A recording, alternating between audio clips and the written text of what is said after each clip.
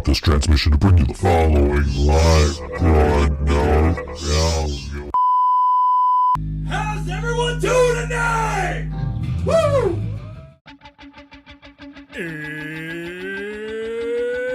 It's Wednesday.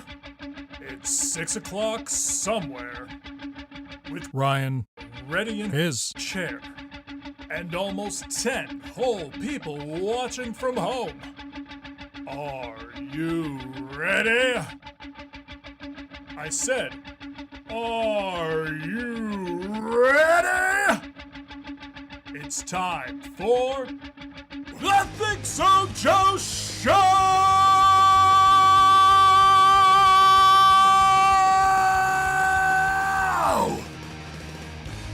It is time for the ThinkSoJoE Show.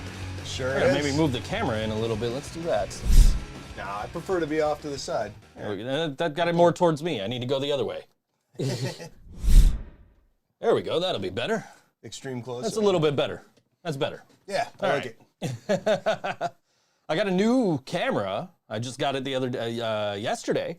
Mm-hmm. I was worried, man, because it's like it was being delivered by Amazon, which means it's showing up when it shows up. Right. And we had band practice, so I'm like, fuck, it's gonna show up after Ryan gets here to get me, and this $600 fucking package is gonna be sitting on my porch, and who knows where they're gonna put it. It was a moot point, because by the time I woke up yesterday at like 2 p.m., it was already on my porch and put off to the side, out of view. Excellent. Like, all right, cool. The one time they do exactly what you want them to do. And I'm home to actually get the package, yeah. Right, every other time you're gone yeah. for 3 straight days and they put it right at the top of the step. And it's labeled like, oh yeah, expensive and fragile.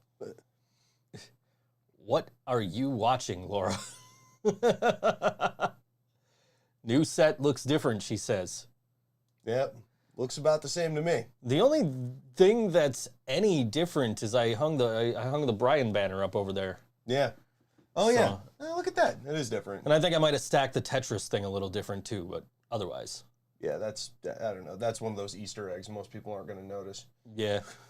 That was just because, like, one of the lights wasn't coming on all the way, so I'm like, let me fuck with this a little bit. Oh, there it goes. Okay, we're good. Anyway. So, yeah, ThinkSoJoE Show, episode 304, I think. I don't know. Anniversary, 25th anniversary of the murder of the notorious B.I.G. today. Oh, shit. What? I know you're... a quarter century already? It's been a quarter century. I know you're younger than me. You might not have like really experienced this feud between Tupac and Biggie, but like you know, in your experience in the years since you've probably had an opportunity to listen to those two artists, which one, Tupac or Biggie? I don't know, man. I never really got that into either of them. I'm just Okay. I'm just showing my entire ass right now that I know Nah, it's all almost good. nothing of that. It's well, you were young when all this happened, right?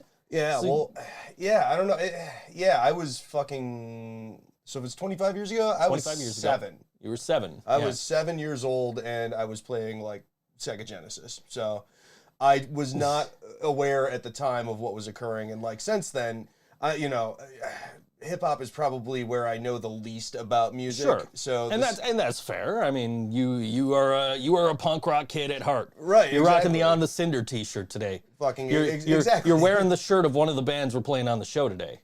Yeah, exactly. Well, there we go. I'm just like Brian would yell, "I'm wearing the shirt of the show." I'm just like tripling up the promotion here. Yeah. But no, like see, but I never ended up getting that into either of them. I will side with Tupac on this one because Ethan wears the poetic justice Okay. cut off shirt all the time. That's a fair reason. And yeah, and it gets him free drinks and shit. So that's where I'll land on it. But I know Oh man, they do were I gotta both- get a Biggie shirt then? And people give me free drinks. I take Biggie over Tupac. That's just me. I don't know. I thought he was the better rapper. Yeah.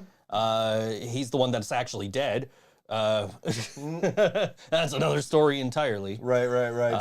Somewhere in a warehouse, there's just like Elvis, Tupac, and Andy Kaufman like hanging out. I playing games against each other. will say this. I thought when they were like starting to hype up the big announcement, like, oh, we're gonna have a big surprise at the Super Bowl at the halftime show. I thought for sure that was gonna be the time where Tupac was like, psych, I'm still alive. Here I am.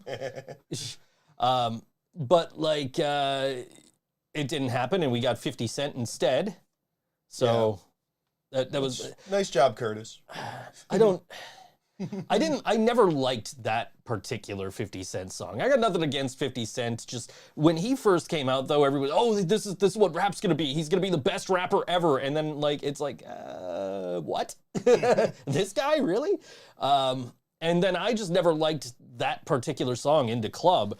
And so it's like, all right, this was like expecting something huge. Like this is where Tupac's gonna finally reveal that he's actually not dead and that I've been right for these past 25 years. Exactly. You know, like, but instead we get upside down 50 Cent. Yep. Singing in the club. We get upside down 50 Cent, and you get another year of being wrong. At least one more year. Well, you know, nobody, prove me wrong. Where's the body? Yeah, that's right. Prove that negative. Prove me wrong. Anyway. There we go. Lil Nas X got robbed. Laura says, Tupac versus Biggie is like Katy Perry and Taylor Swift. I guess it is kind of like that. I don't fucking know. Oh, look at this. There's some knowledge for you. It looks like someone is getting a record in the mail, in theory, tomorrow. Oh, nice. More records for the pile I still need to put away on the shelves. I just took, there were so, like, I had records that weren't even, like, out of the shipping box yet. Like, out of the mailer. Like, I took it out of the mailer today so I could take shit out to recycling and just threw a shit ton of records just in a spot on the shelf that's usually for the shit I haven't listened to yet. And because some of it is shit I haven't listened to yet, but it's like, I just haven't had time to get in here and put everything away in where it's supposed to be. Well, because you spent all that time cleaning. You know, you guys might not be able to see it, but it's beautiful in here. It's relatively clean, except for that corner. I did throw a bunch of shit in the booth today. Just like, all right, I'm gonna throw my hoodie in here. I'm gonna throw my jacket in here. What am I gonna do with this camera box? I'll just throw it in the closet for now. So you've got like that teetering wall of stuff that you can't open the door, just like in a cartoon. Not quite, but I've definitely had that in closets before, so I completely understand where you're coming from. So it looks like the usual suspects are all here in the chat. So maybe now is a good time to drop the information. Let's do it. Drop a knowledge bomb. So as you guys may or may not know, Ryan and I are in a band called The Living Brain Dead, along with Katie, who's in the chat there, and our drummer John, who has previously co-hosted on the show. And 2 years ago this Saturday, we dropped an EP called Falls Count Anywhere. You can still get that wherever you stream music or download music or whatever. You can buy physical copies of that at our shows next Friday at Mr. Goodbar. And we decided to celebrate this, the 2-year anniversary. We're going to finally launch the web store we've been talking about launching. And we're also, at the same time, going to be releasing a brand new single. It's called Never Fuck With Catgirls. And that's going to be available probably midnight Saturday morning. Fuck yeah. So let's go. Check it out. It's a fucking banger. We've been listening. Unfortunately, no. Natalie would not like that, but you know, maybe someday. We'll see. No, I'll tell you what. I was just trying to procrastinate on work and didn't really have anything to do because I was just waiting to get the single back from Jay, who did this awesome mix on this new single that's coming out. He did a great job. He always fucking touches everything up perfect. Sounds really good. Yeah, everything sounded great. So I got nothing to do because I've already got all the merch ready to go for the new store. I can't do anything as far as the launch of the song because I didn't have the song at the time. We just got it today. So we're gonna get that like literally right after the show. I'm gonna get that pushed out to like Apple and Spotify and all that. But I'm sitting here and I'm like, I don't feel like fucking working. Well, you know what? Fuck it. And I went on Facebook. I went on the Facebook dating portion of the Facebook app. Oh yeah, I did. How was that? Well, so you know, a wrestler buddy of mine. His name's Gregory Iron, the handicap hero. He met his current partner on Facebook dating, and he was like gushing about it a couple of weeks ago. So it's like, oh man, maybe I'll jump on there at some point. And I was just kind of bored last night, so fuck it, let me go on there. It is basically Tinder, except you can see your mutuals. Really? Yeah, you swipe right, swipe left. Wow. Yeah. Okay, I don't know. Fine. I've never had to use the dating apps, but I gotta say, like, from my limited experiences in social media, which you know how I feel about it, I think it's all a fucking toilet, and I want to stay off of it. But my limited experiences, Facebook is not the pool that you want to be pulling from, because it is basically your racist and radical Republican grandparents' playground. That's what it is. I definitely saw some folks that were like, no vax. Like, okay, left. Right. All right, nope, not you. Definitely swiping left on that one. It's just a funny thing to put up front. Like, I don't know. You don't have an interesting personality trait that you can lead with, or, like, have a charming personality or something. No, it's like, my number one requirement is medical. Like, ThinkSoJoE. I mean, like, I suck at talking to people, which is weird because I literally get paid to talk and have a podcast, and I'm the guy who's always like, jumping in to do the banter on stage. Whether Katie likes it or not. That's the thing, though. A lot of that shit is performative, and it's, you're going for a different effect than reaching mutual understanding. So it's easier to do because you can basically just meme your way through being on stage, or having a conversation. Whereas, like on a podcast, you can just talk your way through the shit that you're thinking about, and you and I have.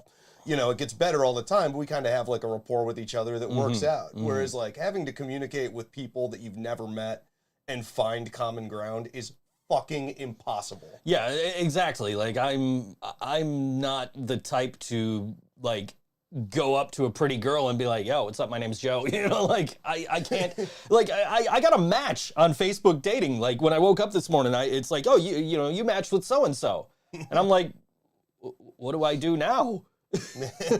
Like, what do I say? I don't know. Like, how do I continue this? So probably just hello, but sometimes you want something. Yeah, I mean, I have no idea how to be charming in that scenario or fun or anything. I don't know what the fuck to do. I don't have a pickup line. I don't have a joke, and my personality revolves around sarcasm, which does not translate well to text. So I can't help you, man. I'm sorry. Like, when I was younger, my pickup line was, "I'm Joe. I'm single. It sucks." Hey, I like that. There you go. If you're doing it right, they come to you. I don't know, man. I don't know that I want to date. You know what I mean? Like, so I'm just like, I don't know. Let me just fucking check this out so I have something to kill some fucking time before I actually have to do these jobs. So you just want to live the entire relationship in your head and then jump straight to the divorce part by not even talking to them. Yeah, right. Totally thinking of getting that black and white mugshot shirt of it. So that's so what he's referring to is the ThinkSoJoE has a podcast shirt, which is available on merch.thinksojoe.com. And that is based on the Shepard Fairey Andre the Giant Has a Posse stickers. And I actually wore that shirt to band practice last week, and John, oh, you look so angry in that shirt. I'm like, yeah, but here's the picture of what it's supposed to be. Right, it's a reference. We're like recreating it's a reference. I'm supposed to look angry, I wanted to do. We did like the anniversary of The Godfather. I did a Godfather thumbnail, and I wanted to do that, but the way that it was cut, it wouldn't have come out good. So it was like, I can't use this one. Like, damn. But maybe a sticker or something. Who knows? Yeah. I still gotta buy a couple of more merch items from my own merch store, merch.thinksojoe.com, and get. Is that how you're laundering your income? Yeah, well, because I pay cost for them, so I don't make any money off. Just fucking around. But no, I gotta get the Blockbuster video and the cassette shirts. So the fucking film, Laura. The Godfather or the wrestler. So he goes the anniversary of the Godfather. That's a strange way to say the birthday if he's referring to a person. I mean, maybe I could get a shirt with me dressed as a pimp and come get on board the Joe train. I don't know. You have no idea what that reference is at all. But no, fucking nothing, dude. Oh, Coming man. up empty. Did you ever think? Let me see this here. Why? Okay, there it is. Oh, there it is. All right. Did you ever think of doing a police mugshot idea for a shirt? I don't know. Maybe if I do it as a thumbnail. A lot of these are based on old ThinkSoJoE show thumbnails. So, oh, that's a good one. Do you want to be my next ex? I'll give you that one, Mark. That's just a perpetual train of disappointment. The ThinkSoJoE train. So the reference is, he's not a wrestling fan. He doesn't know. The reference is, in the 90s, there was this wrestler who was a pimp. Okay. And his name was the Godfather. And he always invited people to come on board the hoe train. Okay. And he would come to the ring with his, his ladies, his hoes. And that was 90s wrestling in a nutshell. All right, yeah, just a pimp bringing hoes to a one-on-one match, a cage match. Pretty much, yeah. Bringing multiple ladies. Yep. All right. When the wrestler Owen Hart died the next night, they were gonna have a match. It's like, oh, here's the Godfather, and he's gonna wrestle Road Dogg, and Road Dogg's gimmick was he was a stoner, I guess. I don't know. And so they come to the ring, they do their shtick, and it's like, hey, instead of having this match, why don't we go burn one and tell Owen stories? And then they just leave. Like, okay, cool. Sweet. There's the gimmick. Anyway. A tribute. Yeah. Yeah. Anyway, so yeah, that was 90s wrestling in a nutshell. All right. So I'm all caught up now. We got to get you here for like some AEW shows, man. We watched the one the other night. We had some people over and yeah, that's right. You were telling me about it, and I was out of town. I will swing by, I promise. It was a good show, man. So and then you'd have like me and John and Sam here to kind of keep you up on it, like catch you up on everything. Like, okay, this is what you need to know going into this. Okay. Like, okay, this is why this big dude just handed him a ring. Like, yeah, I'm gonna need to know all of the references and the history of everything. Otherwise, yes, I will be completely in the dark. So, right. Yeah, like I said, man, I will definitely be there. I'm sorry, no, it's good, man. I am hanging on by the seat of my ass to my schedule right now. Oh, I bet. I will make one. I know you. I know you are. So, I'm just procrastinating like hell on everything. Yeah. Because I just don't feel like it, man. Like, oh, what's the first job? Oh, fuck, really? Just cycling through. Don't want that one. Don't want that one. Don't want that one. Oh, hey, they sent the song. All right. Yeah, that was, we messaged Jay last night, like, hey, you got an ETA for us? He says, yeah, I'll have it for you tomorrow. Mm-hmm. Oh, perfect. All right, we got it today. So it's just got to get uploaded and it'll be ready to go. We'll have it available everywhere.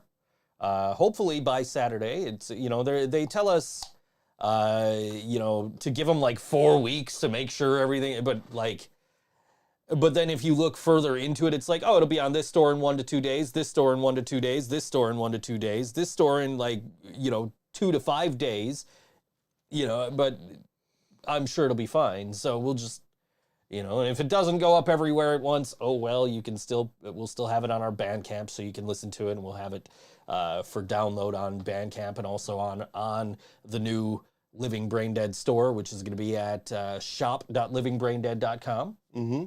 And so you'll be able to get to that Saturday, again at midnight. Right at midnight, I'll make sure everything goes live, the song, the store, everything, so you can go buy all this new great merch that we've added to the store that's not available on our Bandcamp, not available at our shows. Mm-hmm. Exclusive shit. Yeah. Sign on. Yeah. Yeah, it's gonna be fucking great, man. And check the fucking track out, because it's a banger. And I'm pretty thrilled with how it came out. If you ever wanted to start him on wrestling, he would be entertained by Danhausen. And we've told you about Danhausen. He's the Conan O'Brien possessed by a demon. Yeah. I think I am I think you intrigued. might have still been sitting here one night when he like appeared on Dynamite. I think so. And I think you were like, oh, this is him. And Like, I oh, was that's the guy I was telling you about. Yeah. Laura says if you ever want to stop watching wrestling, she would recommend Monday Night Raw. I also would recommend Monday Night Raw if you want to see the bad side of what pro wrestling is these days. Just underwhelming, Man. cliche, trite, perhaps. Man, I was watching the show the other night and I just couldn't make it, man. I was like, I watched that Sabres game and I was watching Monday Night Raw. And like after the Sabres game, I'm like, you know what? I'm not staying awake. I'm going to bed. Yeah, dude. So if you get that much disappointment from Monday Night Raw, which is, you are the biggest wrestling fan that I know, and you're also being disappointed by the Sabres, I don't know how you don't drink. Like, you're just being let down at every turn. That's true. That is true. Monday Night Raw is the best sleep aid ever. Screw Ambien.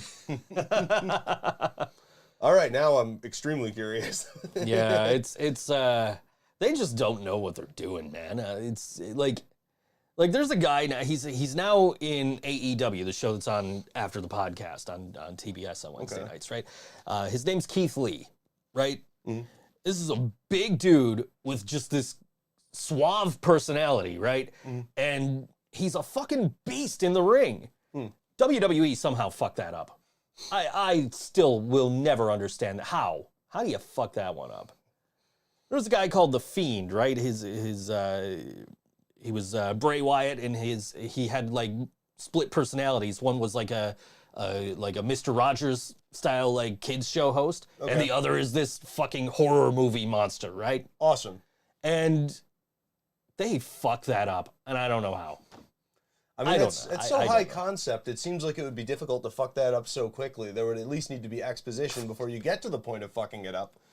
Like, all of these things you're saying are, like, mildly intriguing to me. So, Yeah. the fact that they continue to fuck all of them up is, I know it's just Raw, but, like, it's pushing me away from any interest in it. So here, like, let's get into some wrestling storytelling here, and just kind of give you some perspective of how bad WWE fucks shit up now. Okay. And I don't want to turn this into a wrestling podcast, so after this we'll move on. No, please. But okay, so you got this guy, The Fiend, right? And he's the most popular guy in the fucking company. The fans fucking love him. Mm-hmm. And he has a match with this guy, Randy Orton. Mm-hmm. And it's they call it the Firefly Inferno match. And the objective of the match is to light your opponent on fire. Okay, so he gets lit on fire. And then he takes, the Randy Orton's finishing move, the RKO, which you might have seen that. It's gone viral. RKO out of nowhere. No? Okay. Sorry, no. So anyway, he hits I'm an old soul. I have no idea. hits his finishing move, covers the Fiend in gasoline, and lights him on fire. Great. And this is like during the no fans era, so it was very clearly, a dummy. But lights him on fire. So now the Fiend is gone. And he's like being channeled by this female wrestler, Alexa Bliss, right? She's basically, he's basically speaking through her and acting through her. And he finally comes back right before WrestleMania. And then they set up, okay, we're going to have a match. Anything goes at WrestleMania between The Fiend and Randy Orton. Now, keep in mind that Randy Orton set this dude on fire. Okay. Literally left him to burn to death. Okay? What is the logical conclusion to this? If you're writing a story, what is the logical conclusion? The guy who got lit on fire gets his comeuppance and beats the other dude, right? Right. Yeah, that's not what happened. That's not what happened. So Alexa Bliss, who'd been speaking for The Fiend for the previous 4 months before this, just turns on him in the middle of the match for no reason that was never explained. And then, Randy Orton hits the RKO and pins The Fiend, and it's over. And then you see Bray Wyatt do the Mr. Rogers gimmick the next night. Oh, I'll see you soon, kids. And then he gets fired. What the fuck? Who the fuck fucks things up this badly? WWE does. Anyway. Shit, man. Yeah. I don't know, man. I'm sorry. So- I followed all of that, but I don't have any context for judging that. That sounds I'll show you. shit insane, and it sounds like they had basically written themselves into a corner. No. Sorry, they written themselves into a corner. They do that all the time. They purposefully made an obtuse character turn in order to flip the script on people, and it didn't make sense. Basically jumping the shark. It's like what every fucking TV show does. Yeah. They run out of shit to write about, so they make the characters make decisions they would never fucking make.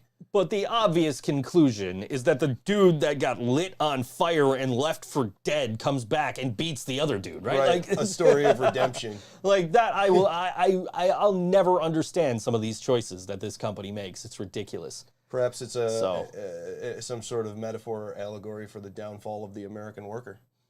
Maybe. They can never win, even when they attempt to rise up. I'll show you. Around. I don't know. I'll show you a picture of the Fiend during the song break so you can see like this horror movie character come to life that was burnt to a crisp and still fucking lost. Like, what the fuck? Shit. Anyway.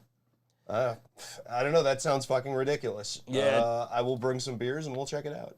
So, Teenage Mutant Ninja Turtles, the Cowabunga collection, features 13 Teenage Mutant Ninja Turtle games. Just got announced by Sony today, so we're both kind of hoping that it's not a Sony exclusive. Yeah, so I had not even seen this until I walked in, what time is it now? It's like 32 minutes ago, and saw that up, and you were clicking through the games on it, and I am fucking thrilled. Fucking thrilled. So before I got Sega Genesis, when I was really young, my dad had an 8-bit Nintendo, and my Uncle Scott, for like my 5th birthday, got me a copy of the original Ninja Turtles NES game. And he also got me a copy of The Legend of Zelda. And being a 5-year-old, can you imagine which one I chose to play ad nauseum, even though it was the worst game, is the original Ninja Turtles. And I have a fucking thing for it, and I've never beaten it.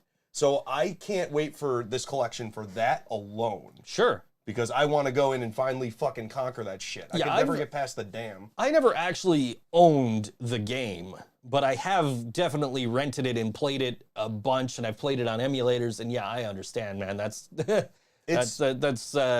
not an easy game, for sure. It's not easy, and it's like not easy for bad reasons. Like, it's poorly designed. Like, there's sections in the levels where you are supposed to jump across sections where your character sprite is as tall as the window that you're in. And in some of them, you can just walk over it. In other ones, you fall through no matter what you do. It's so fucking frustrating, but I feel like I can do it. So I'm gonna give it a shot. But like, that's just the first one in there. It's got fucking Turtles in Time. It's got, Katie, no one has beaten that game. Thank you. Okay, so I feel vindicated that. Goddamn electric seaweed, man. Dude, fucking exactly. That fucking electric seaweed. Dude, yeah. And it makes the screen fucking spaz out. It makes that horrible noise, and then you die. You curl up into the shell. It disappears. And then it's like, oh, Leonardo got caught. I did watch a YouTube video like a month ago where this guy's like, here's how you beat the Teenage Mutant Ninja Turtles game, and just does a whole fucking playthrough where he ends up beating the fucking game. I'm like, you fucking bastard, I can't do that. Like, I mean, it's extremely impressive when people can beat those games because they were designed to be unbeatable. I appreciate your faith in me, Laura. I appreciate your faith that I can do it. I think your faith is misplaced. I think what's going to happen is I'm going to talk a big game, and then I'm going to pay the $15 for this fucking collection, turn it on, I'm going to die after 10 minutes, and then I'm going to go back into Elden Ring. Because even though I fucking die there, I feel rewarded when I die. I hope the collection is that low of a price, because especially how much I just paid for WWE 2K22. As much as I shit on the company, I'm like, ooh, that looks like it's going to be fun. And I bought it, and it, like... then I did nothing but complain on Twitter for the first, 15 minutes. Anyway. Ooh, Johnny dropping reference to Angry Video Game Nerd. That is one of my most repeatedly played YouTube channels. Is the Angry Video Game Nerd, just start to finish, is fucking great. And yeah, I remember him losing his shit at that one. It's like episode 4 or something. I like the one he did about Polybius. Oh, dude, that one was pretty good. That's when he got to that stage of it where he's already done so many games that now he's doing really inventive videos. Yeah. But he's like still just using like what he has around the house to make them. It's fucking great. Right, right. I am a huge fan of that channel. That is like some #1 background noise for me while I'm doing shit around the house. All right. Tomorrow night at Nietzsche's will be Stress Dolls, and they're going to be performing with Voice of Dissent and Heart of the Dog at 8 p.m. That's a $5 cover to get in, 21 and up. All right, let's go. And that's going to be a killer show because fucking Voice of Dissent's on it. That's I mean, Voice of Dissent's the shit. Stress Dolls are the shit Stress too. Dolls really good, and we're going to play a song from them right now, and the song's called Alaska on All WNY Think So Joe Show.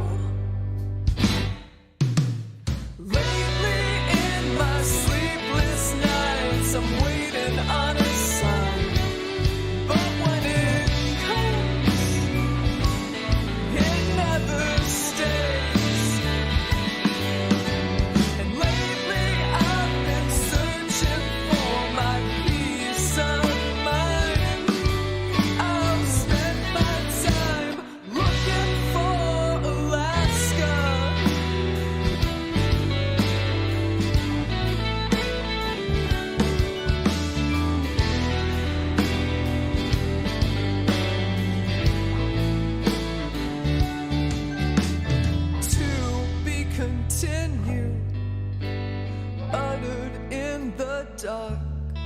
She held your heart in fire and you lived for that burn.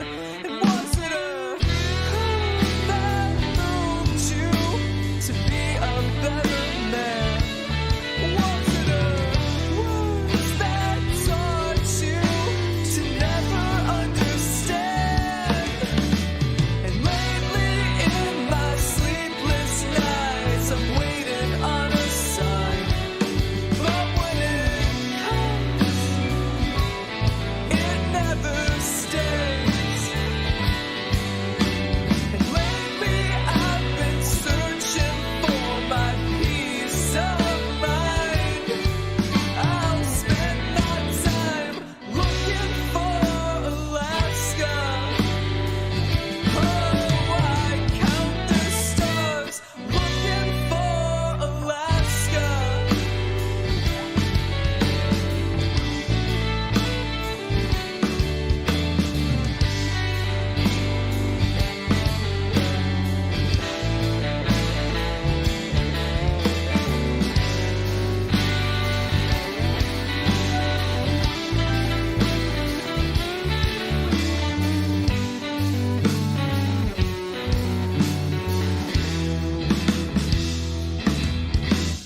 Lately in my sleepless nights I'm waiting on a sign. But when it comes, it never stays.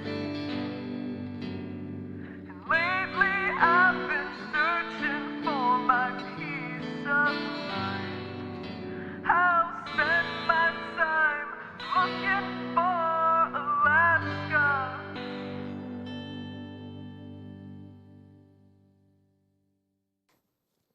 All right, that was Stress Dolls, the song called Alaska on All WNY Think So Joe Show. Fucking awesome, dude. Catch them tomorrow at Nietzsche's with Voice of Dissent and Heart of the Dog at 8 p.m. Yeah, dude. Every time I fucking hear them, I'm just blown away. Like, she's a great songwriter, and her voice is awesome. And I don't know. I'm a sucker for that shit where you have like a everything just drops out, and then all of a sudden you have like distorted vocals being the only thing carrying over like a cracky like it's kind of a trope, but I'm a sucker for that shit. It sounds great. So good tune, and like fucking obviously Voice of Dissent's the shit. And then before we went to the break, I mentioned those two. Like I've never heard of Heart of the Dog, but like I'm gonna check them out. Let's for sure. Fucking support some local shit. It's gonna be a good. It sounds like it's gonna be a good show. I just am not going anywhere for the next week.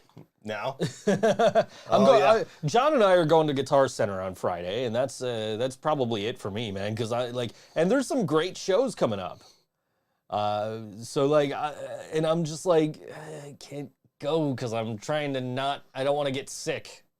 You know what I mean? Like we have a show next Friday, so I don't want to be like, yeah, you know. We definitely don't want to, because yeah. So this will be my first show with Living Brain Dead. Yes. And my first show with Living Brain Dead was supposed to be in November, and I got the Rona. So yes, it's probably prudent that we all try to avoid getting that because for sure we don't want to make this a recurring fucking thing. Yeah, no, we're yeah, I'm gonna do my best to stay safe before the show, man. Just like. Yeah. I'm looking at tour dates for certain artists, right? And I'm just like, ooh, I could go to this show, and then it's like, but I can't go to this show because it's right in the middle of the 2 Metallica shows I'm going to in August. Like, can't maybe not risk that one. missing Metallica. October 26th. Do you want to go to Pittsburgh to see Weird Al since we're not going to be able to see him in Lewiston? Man, I think so. I gotta. Let me know. Let me look at my fucking calendar because I want to. Let me know and I'll get tickets because like we're the night that Weird Al's at Art Park, we're at Stamps. So, and you know we were offered to back out of the show. We were offered like, no, you guys don't have to be on the show. You can back out. I'm giving you that chance. Like right now, just tell me you don't want to do it. Like no, we told you we'd do it. We're gonna fucking do it. Like we're not gonna be like, oh no, fuck, fuck this show. We're going to see Weird Al. You know, as much as you know, it's fucking Weird Al. Yeah, that's one of the few times when it's acceptable to flake on a commitment is for Weird Al. Yeah, I was looking at like the tour dates, and there's like Akron, Ohio. Okay. And I think that one's in July or like early August. It's like somewhere around the Lewiston date. And then there was like a couple of other like Pennsylvania dates, but I think the Pittsburgh one is actually like physically closer to us, while the other two are like canonically closer to it. What's the word I'm looking for here? Yeah, I know what you're saying. Sorry, my chronologically closer to us. Yeah, there we go. Yeah, Sorry, my brain is fucking mashed potatoes. I'm not going to be able to think of words right now. Yeah. But yeah, no, I mean, I like Pittsburgh. Yeah, let me look at my calendar when I get home. Yeah. I'd fucking love to go. I'd love to see Weird Al I again. still got to figure out how I'm getting to Pittsburgh for Metallica, but that's neither here nor there. I bought the ticket, like, you know, that's been the mantra lately is buy the concert tickets, figure the rest out later, so. That's the way it goes, man. That's how you got to do it. I know the plan Shoot for... first, ask questions later. I know the plan for Buffalo on August 11th. I don't know the plan for Pittsburgh on August 14th. I was like, it shouldn't be too hard to get to Pittsburgh. And then it's like every bus goes through Ohio. And like every flight goes through like Detroit. And it's like, I don't want to take a 4-hour flight to fucking Pittsburgh. Like I'm just trying to avoid 4-hour flights. I've just done that twice for Metallica. Like I don't want to do it again.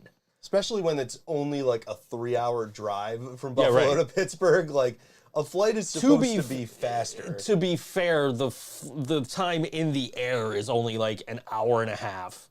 But then there's like another hour and a half or so at the fucking Detroit airport. Right, like, you're I don't wanna fucking sit in the layover. airport. Well, dude, exactly. And again, this goes back to that point. It's been a topic of discussion even in the band thread today, but like, you don't drink, so what the fuck are you going to do at an airport? Yeah, right. Like, that's the only thing to do at an airport. Even when I bring my Switch with me, I'm like, I don't want to sit here with my headphones on in public playing this thing. I'm going to go to the bar and watch whatever team is playing.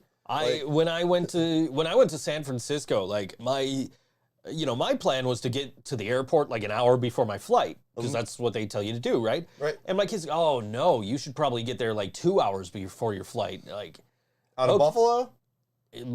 That's what my kid was telling me, okay? And my kid has flown more than I ever have in my life. So I'm just like, you know what? If you're telling me to do that, I'm going to take your advice. You're probably right. I'm going to go 2 hours early.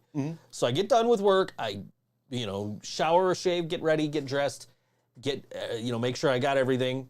And I leave the airport, and 25 minutes later, I leave home. I call an Uber. I leave home. 25 fucking minutes later, I am through security. Yep. With nothing to fucking do. That's the Buffalo Airport, dude. And I'm just like, you know what? I think I left myself some edits to do for work. So I was like, all right, I'll just get my laptop out and I'll fucking work. Yeah. But like, what the fuck else am I gonna do? I'm just sitting here. I mean, there's always shit you can do, but it sucks doing it in an airport, in that lounge with your bag. Everybody's standing there, nobody's happy. It fucking sucks. Like, but that is one of the great things about the Buffalo Airport, and obviously, like, your kid is correct. You should always be as early as possible to the airport, because as much as waiting sucks, missing your fucking flight is worse. But like, it's one of the beautiful things about Buffalo is it's a city that no one has given a shit about for so long, but it harbors a lot of awesome shit, and you have all the resources of a major city that are operating at like a tenth of their capacity. So like, you can fly easily. You can get a train ticket for fucking cheap. The only thing that is really difficult is merging onto the 33 by the Blue Water Tower. And they even started working on that. They fucking widened the lanes. Like, I fly out of Buffalo. My first fucking stop is Dallas, right? Now I have not flown much in my life. And whenever I have, it's just been like, okay, get off the plane. There's a car waiting for me. Time to go. Or, and I don't think I've ever actually had no, that's not true. I had a layover in Vegas when I went to LA. Vegas is a fun layover because they got the slot machines. But it was only like a 20-minute fucking layover. So it was like, I didn't really get a sense of how big the fucking airport is in Vegas at the time. I just saw some slot machines. I got to my gate and I left. So like, when going from Buffalo to fucking Dallas, and it's just like, holy shit, this is what a major fucking airport in a major city looks like? Yes. Damn. Yes. And if Buffalo's airport was located in like Wyoming or something, it would not be an international airport. Like, it is that small of an airport. The only reason it's international is because we're so fucking close to Canada. So yeah, when you go to these major hub airports that are what you think of when you think of an airport, and they have like 5 separate terminals, and you need to take a tram to get from shit to shit. We literally coming home. How the fuck? Oh yeah, coming home from Vegas. We literally had to take a 15-minute train ride from the gate we landed at to the gate we were departing out of. Right, exactly. Whereas, like, again, like Buffalo Airport, you walk through security, and then your 2 options are go to the Anchor Bar or go to the Queen City Kitchen. And that is fucking it. Or there's a Timmy's, too. You can get fucking coffee. But, like, that's it. That's all the shit there is in the Buffalo Airport. There's, like, 12 gates there. You can literally walk from one gate to the other in, like, 10 minutes. Yeah. One end of the fucking airport to the other. And, like, honestly, fuck yeah. Sign me up. Like, when we lived downstate and I had to fly out of JFK and LaGuardia, like, the nightmare that it takes to get from Manhattan. Well, we were north of the Bronx. To get from there to fucking Manhattan over to that, and then you spend fucking an hour getting through security, and then it's another 45 minutes to get to your gate. Like, fuck that. I don't want to do that. I want to be in, like, the city equivalent of small town America, where it's all easy. That's the other thing. Every other airport that I've been through in the past, like, 3 months, the security has given more of a shit than Buffalo did. Oh, yeah, dude. No, they fucking care, man. Like, I got to Buffalo, and like I said, it took 25 minutes from calling the Uber to getting through security. Right. And, like, I get to security, they're like, shoes off in the tray, put your bag in the tray, take everything out of your pockets. Okay. I'm like, you need me to take my laptop out? Nope. Really? Okay. Yep, nope. All right, I got security locks on here, like TSA locks. You can get those off if you need to. Yeah, if we need to. Like, okay. Just fucking easy. They're fucking helping you. They're being cordial to you. Yeah. Oh, yeah. So throw the bag in there, throw the shoes in there, take everything out of my pockets, walk through the scanner. Mm-hmm. Put your hands up.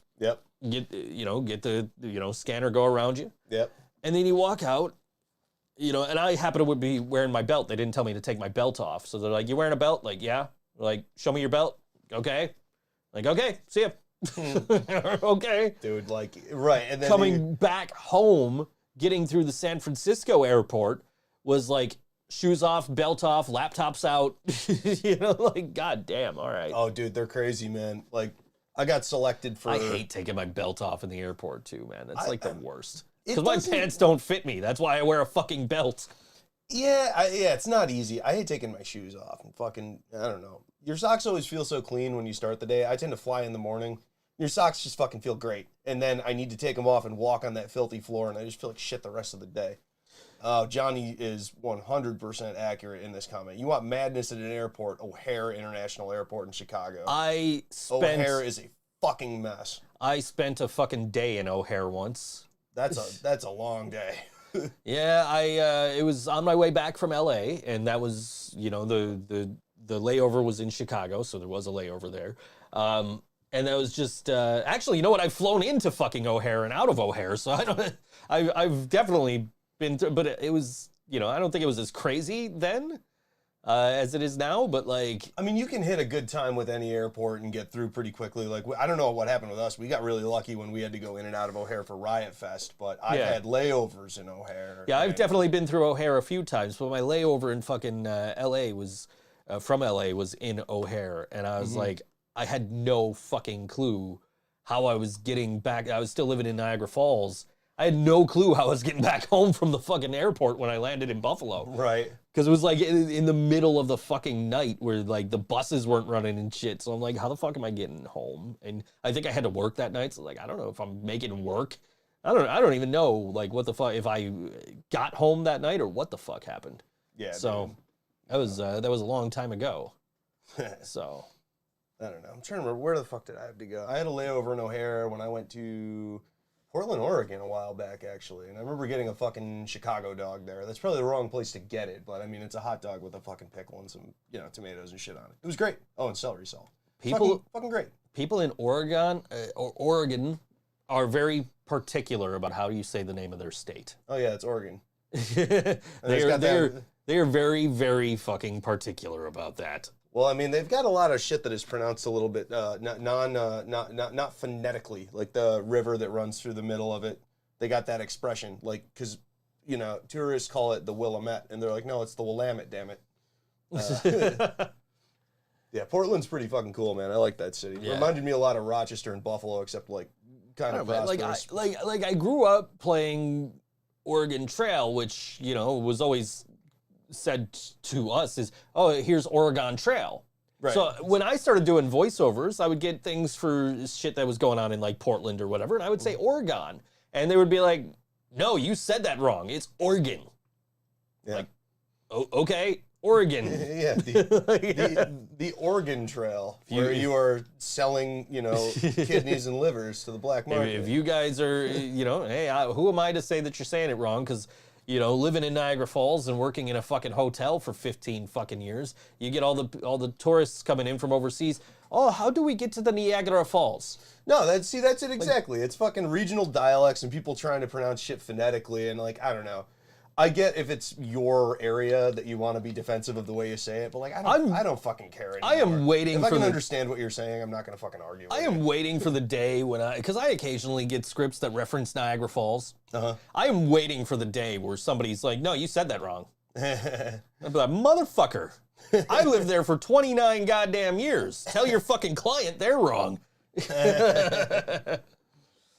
Yeah. Niagara Falls. No, man, I mean, it's shit like that everywhere, though. Like, fucking, we say Louisville, Kentucky, and it's Louisville. Like, Louisville is how they pronounce it down there. Like, it's just always different everywhere. Took a flight in Chicago, had to run to my gate like in Home Alone because the connection flight was late. I almost screamed at the guys at the desk to open the door. That's what I thought Dallas was gonna be like. I was literally like tweeting to the Dallas airport on my flight from Buffalo because it was running late. And I'm just like, guys, what can I do? I need to make sure I can get to this gate. Like, I don't want to be, like, am I going to be running through your airport like the fucking McAllisters in Home Alone and shared a fucking gif of the McAllisters running through fucking O'Hare? And I'm just like... They just reply at ThinkSoJoE. Thank you for your comment. You're fucked. No, you know, I'll tell you what, man, DFW was really fucking cool when I was trying to get help because I'm like, what can I do? They're like, well, what you need to do is contact your airline. And, you know, they can probably get you a fucking, cart or whatever the fuck over there. Mm-hmm, so, and it's like... You got to ride the golf cart? No, I didn't. because I was looking at my fucking departure gate from Dallas, or for my arrival gate in San Francisco instead of my departure gate from Dallas. So I was telling them, oh, I need to get to this gate. And they're, oh, no, you should be able to get there just fine. That's like 3 gates away. Like, oh, okay, cool. Yeah, they're usually, I mean, usually the way it works is whatever terminal you're at is the terminal for the fucking airline. So you can usually just walk over, but I understand your concern because I've had ones where what ended up happening is I'm looking for this fucking gate and and I'm like, there's 26 and there's 28. Where the fuck is 27? So I ask a guy, where's 27? He says, it should be right here. Like, yeah, it should be, but it's not. And then I realized, like, oh shit, no, I'm in the wrong terminal, dude. Like, how do I get to, how do I get to Terminal B? And he's like, oh, you got to take this, what the fuck do they call it there? Basically, you take the trolley over to the next fucking, the fucking train over to the next one. So I was like, all right, how do I get there? And he points me in the right direction. And luckily, my fucking departing flight out of Dallas was also delayed. So I was like, all right, cool. That should give me enough time to get over there. And I get over there, and I get to the gate, and everybody's wearing Metallica shirts. I'm like, yeah, I think I'm in the right place. Yeah. I'm pretty sure this is the right place. Know exactly where I'm supposed to be. This is exactly where I'm supposed to be. And then you turn around. Here's the thing, like, in all of the airports I've been in NFL cities, okay, you don't find, prominently displayed Buffalo Bills stuff in the Buffalo airport. In the stores, like the little shops there, like Hudson News and all that, right? Yeah, like they'll have a jersey and a hat, but it's not crazy. You don't find any of that for the Browns in the Cleveland airport. You don't find any of that in SFO for the 49ers. Okay. You don't find any of that in Vegas for the fucking Raiders. Dallas, every fucking store in that airport has Cowboys shit. Yep. So Yep. No, you know where else they have it is every single fucking store. That one in the Tampa airport has a shitload of Bucs gear. Visitors trying to pronounce Skajakwada. Yeah. That Sacagawea Expressway. Yeah.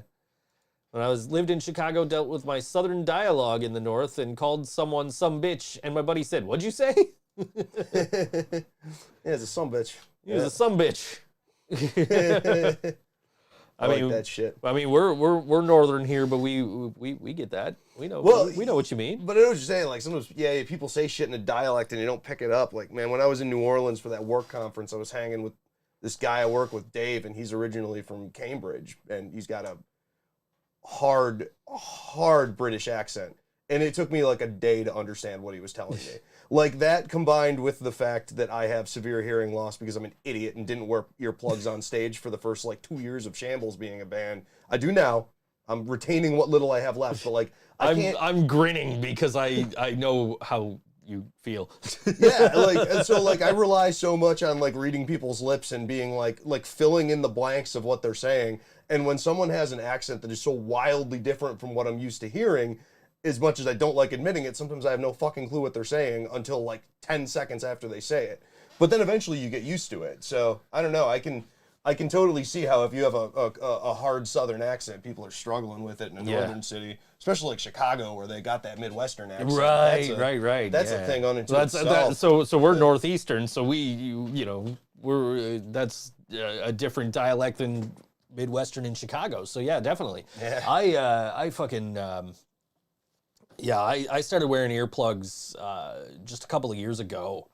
The first time I ever wore earplugs going to a concert was when we saw Metallica in Foxborough. I went with the dudes from The Long Cold Dark and their buddy Chris. And Chris was like, "Oh, you need earplugs?" "No, man, I don't fucking wear earplugs." Like, "No, dude, wear earplugs." Like, no, I've never worn fucking earplugs at a show. No, please, dude, here's some earplugs. Wear the earplugs. So it gives me the foam earplugs. And they stayed in for like most of the, like they fell out like halfway through. One of them did. And I'm like, fuck it. You know, I don't give a shit. And then when I got into the Living Brain Dead, so like the entire time I was in ThinkSo Brain, it was like, I never thought about wearing fucking earplugs on stage. And so now, you know, when I got into the Living Brain Dead, Katie asked Brian, like, hey, where, you know, what are those earplugs that you have?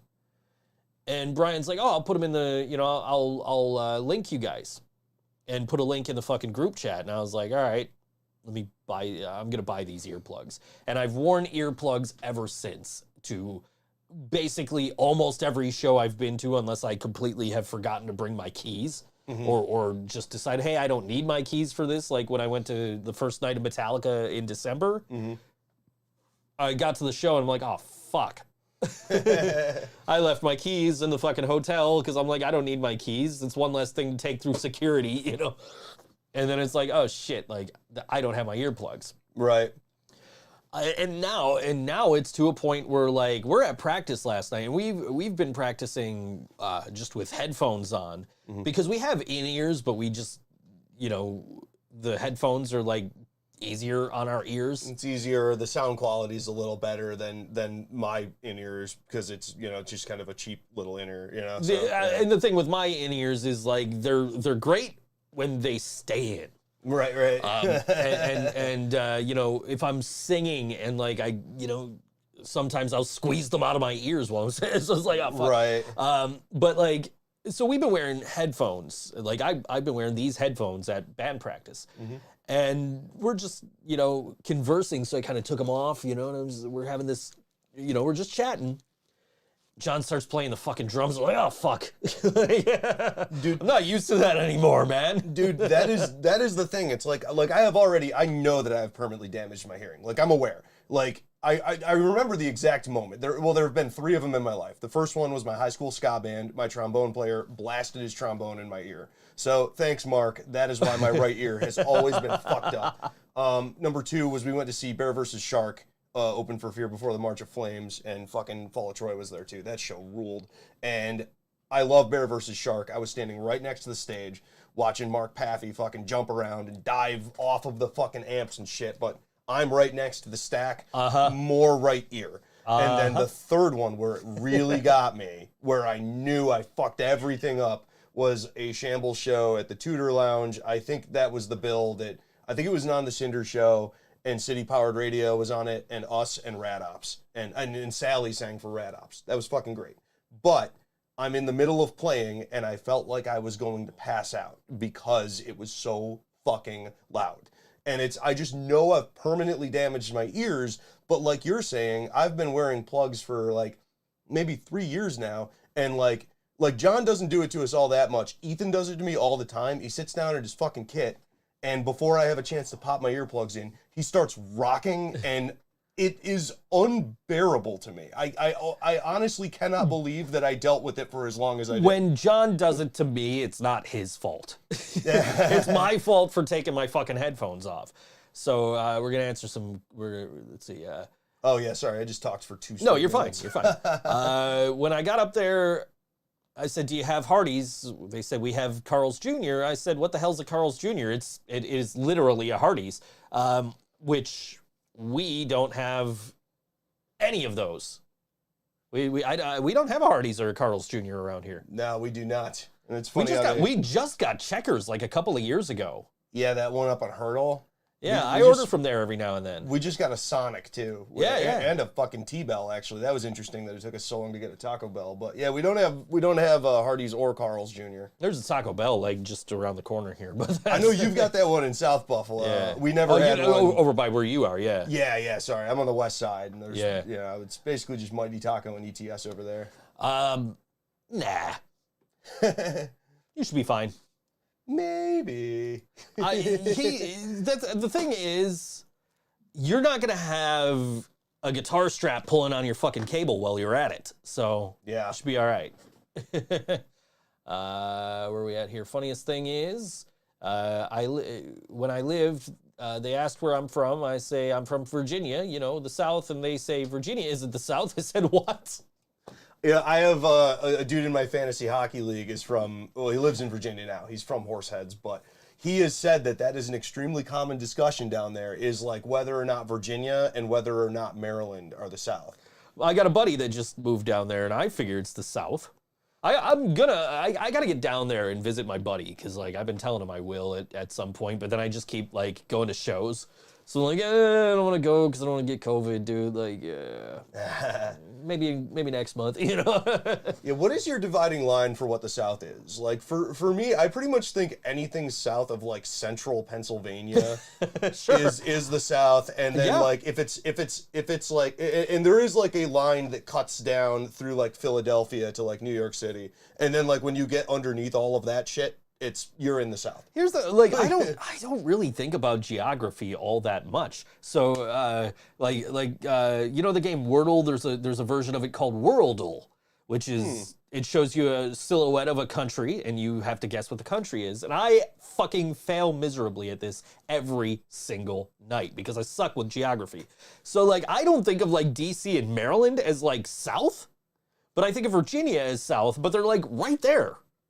Yeah. Altogether, like I do voiceovers for a guy who does a Prince tribute show down in that region, and it always starts, DC, Maryland, and Virginia, and it's like it just boggles my mind that like I feel like Virginia is the South, but I don't think of Maryland and DC like that, and they're right there, all grouped together. So Yeah. you know, I don't know.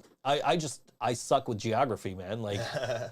Like, I tend to think of, it is a funny point though. I get what you're saying, because I tend to think of all of them as the South, but I don't think of Baltimore as a southern city, nor do I think of DC as a southern city. Right. But like that region is the South to me. Like Yeah. when you're hanging out there, like people do have the accent. Yeah. It's like a different speed of life. Like, but at the same time, I also don't think of California as the South, and California is one of the southernmost states. So, Right. like Yeah, I think when it's I was- more of a cultural delineation than it is a geographical To be one. fair, I was in Northern California, but I'm like, yeah, I'm on the West Coast, like, you know? So that, you know, but yeah, I don't know, but I don't think like California considers themselves a Southern state either. You know what I mean? Like, I guess what side were you on in the Civil War? It would probably be. Are you North or South? I don't fucking know. I don't know. I don't really think about it all that much. All right, we got to get into some music here, and then we'll continue this discussion when we come back, I guess. But we got Brookhaven, and they are performing Saturday at Mohawk Place with Tokyo Monsters, P. Millie, and Zenny. That's an interesting bill being put on by our friends at the Struggle is Real long name music podcast. And that's going on at Mohawk at 7:30 p.m. doors, $10, and 18 and up with ID. And this is Brookhaven, and this song is called 45 on All WNY ThinkSoJoE Show.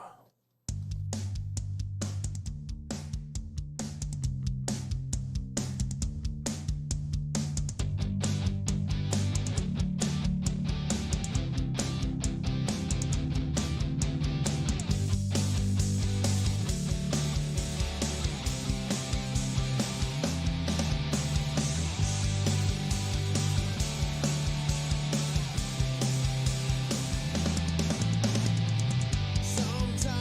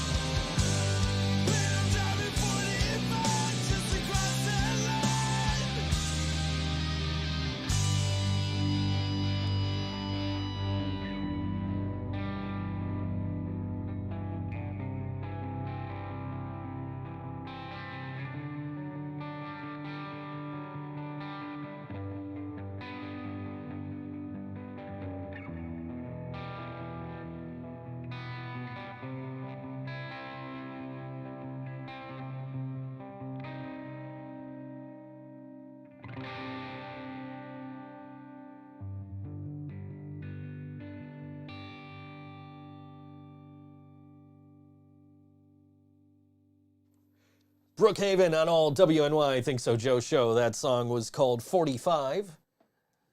Yeah, I liked it. I like the Good dude's stuff, voice. man. Good stuff. Super catchy. It's going to be in my head for a while. Uh-huh. I'll tell you what, a catchy song. You want to talk about a catchy song? There's going to be one released on Saturday. It's called Never Fuck With Cat Girls. It's by the Living Brain Dead. Anyway, and we'll play it on the show next week for sure. Because we have a gig that week, so it makes perfect sense. Yeah, Like, there you go. plug See? the gig, plug the new single, do it all at once. It's okay to self-promote when you're actually doing stuff. Exactly. It's always been kind of like an unspoken rule on the show that, you know, you don't play your own shit unless you have something coming up. So, It's a good rule. you know, It's genuinely a very good rule. we were talking before the break about what we consider to be Southern. And I said, you know, what side were you on in the Civil War? And there's trucks in Ransomville with Confederate flag stickers. The Civil War is definitely no longer a good benchmark. Yeah. Grinning face with sweat. Yeah, I would say that's accurate. Yeah, that's fair. So we should just have a geographical designation then. I'll tell you what, man, I'm flipping through this Facebook dating app last night. I'm like, you know, just look at it. Like, before I even look at the pictures, I look at where they are. And it's like, too Canadian, too far away, too Niagara County. I'll tell you what, man, I grew up in fucking Niagara County. 29 fucking years I lived there, and I'm just like, yeah, I don't see myself dating anybody from Niagara Falls. Like, no. Anyway. Yeah, I don't know about that. I know what you're saying though. If you run from the community that you grew up in, yeah, it's hard to think about that. Yeah.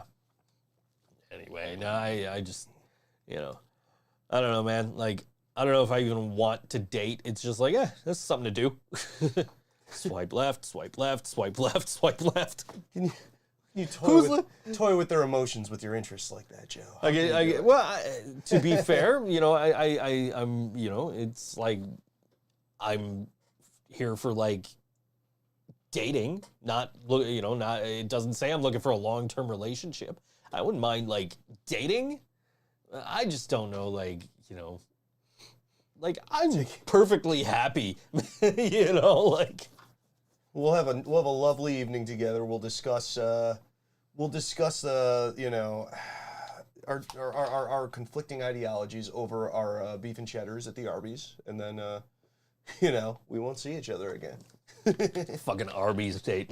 I mean, there is something like, I wouldn't do that to somebody, but there is something funny about just like, what's the worst date you can possibly take someone on and still have it be a good date? And I would have to say Arby's is up there. And I say this as a staunch supporter of shitty junk food. Even if someone went to me and they're like, do you want to go to Arby's? I'd be like, I don't know if I'm hanging out with you. I don't know. I don't know about that, man. I'm so hungry I could eat at Arby's. It's a fucking Simpsons reference right there. I think that's where the hatred started. So someone once referred to us Niagara Falls folk as swamp people, and for Western New York standards, that's more or less accurate. Yeah. Yeah. I'm from the suburbs outside of Rochester, New York. We are one and the same. Yeah, fucking Arby's, man. I don't mind Arby's. Every now and then I'll be like, yo, I want a Reuben. I'll fucking order a Reuben from Arby's. They make a fine Reuben, but They but that's not what they're judging Arby's on. They're judging Right. Arby's on that gelatinous roast beef that they slop on an onion roll and then I'll cover tell in you what, squeezed man. cheese. I'll tell you what. That's probably why I grew up thinking I didn't like roast beef. Right. Because you didn't like. I didn't like Arby's. You didn't like roast gelatin. Yeah. But like, you go you go to a local joint, you get a beef on weck, right? Like, Yeah, dude. yeah. Yeah, fucking great. We were in the Finger Lakes this weekend, and we went to this awesome brewery, and now I can't remember the name of it because I'm an idiot, but the only food they had was a beef on weck, and they made a good beef on weck. Fucking great. John lives near the largest Arby's in the U.S. I don't know if that's something you want to be bragging about. I was going there, to say, bud. what are the property values near that? Like, I'm really curious. Brian and I used to, like, whenever Brian and I had to do anything in Niagara Falls, we would fucking go to Arby's for whatever fucking reason. I don't know why. Just that was where Brian wanted to go. Like, all right, let's go. Whatever. My parents had a house on Monroe Avenue when I was growing up. Roast slime. Roast slime, exactly. My parents had a house on Monroe Avenue when I was growing up. And I would go there with them to, you know, help, like, you know, clean it and do all that shit. And the only thing near it at that time was an Arby's. And my old man used to take me to Arby's. And that is stuck in my head as, oh, my dad likes Arby's. I don't think that was the case. I think it was the only thing on Monroe Ave at the time. Yeah. But I have always fucking liked Arby's. I am also like I'm also aware that it's disgusting, but I love it. So like there's a little strip in Niagara Falls where it's like, here's McDonald's, here's Arby's, here's fucking Ponderosa. And those have been there for Ponderosa. fucking ever. All three of those just forever. Now there's a Tim Hortons in the middle of all that. God, the dream of the 90s is alive in Niagara Falls. There's Yeah. a fucking Ponderosa. Yeah. Holy Still shit, there. dude. Man, all you can eat Pretty sure it's Salisbury still- steak and dry corn. I'm pretty sure it's still there. But like between the three of those, like Arby's was the one I'm like, no. See, that's a mistake because like Ponderosa is not food. Eh. And it never Fair. was. It is. Oh my God, Kevin's or Katie's comment here. Oh my fucking goodness! Like, I miss Ground Round. Nobody misses Ground Round. Fucking Ground I Round. redlined the mic with my disgust at that comment. You totally did. Jeez. Yeah, fucking Ground Round. Ah man, another fucking dream of the '90s. There's a thing. Ground Round and a fucking Long John Silver's and all that. That was all Oh my on fucking Niagara, God. on Niagara Falls Boulevard there, right across the street, right across the street from the fucking Arby's. That's fucking right. I remember there was a Long John Silver's over there. Yeah. Microwave fish sticks, floppy French fries, and greasy hush puppies. It's not ideal. No. I don't know. I don't know what it is about, like, I don't know.